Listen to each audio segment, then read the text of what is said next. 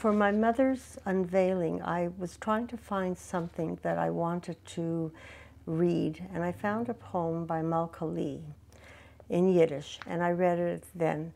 I used this poem, which my sister and I translated into English, to do this digital story that I did with my daughter didn't do it with me because I didn't want her to be the one there.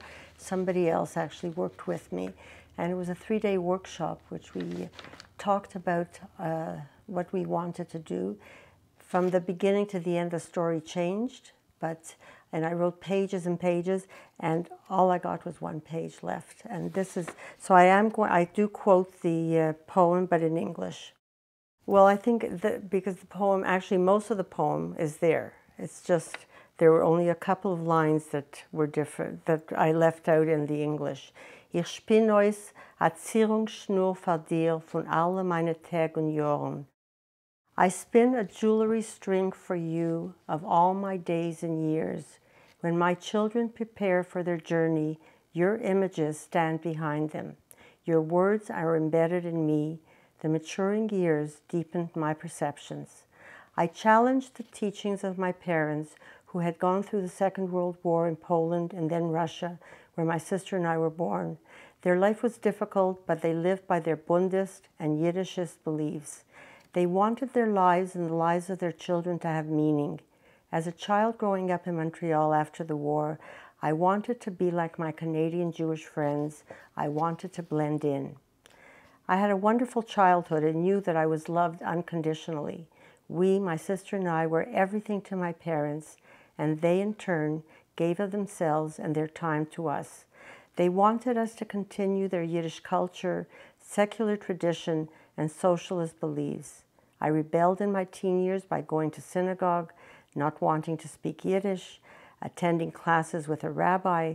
My parents questioned my actions and motives. They knew that the roots would flourish in time. Mame meine, ich spiegel sich in dir, wie Sonn in a Qual a Klon. Wenn mein Tochter im Wexler kräht, steht ein Ponem ihr zu Koppens. Ich sammel ein deine Rede, wie Sangen goldene in Snoppes. Dein jedes Wort in mir verpflanzt, durch Jahren reife, tiefer Sebanumen.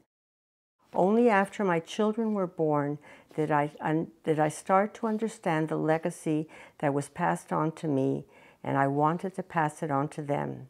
We moved to Toronto, leaving my family in Montreal. It was a difficult move as I wanted my parents and sister and her family to be an integral part of our lives. 6 years later, my family was once again reunited in Toronto.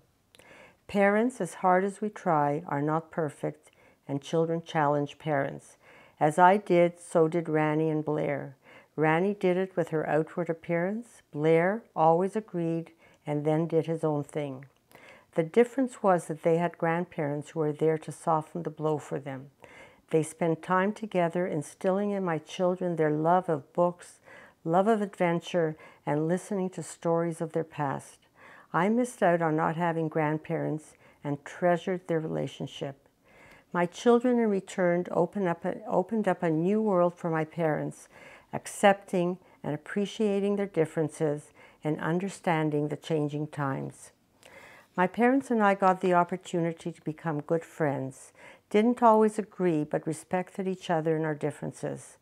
The last month of my father's life, as we spent hours and hours together, he let me know that he loved me as a friend and loved how Rani and Blair turned out and credited me for it.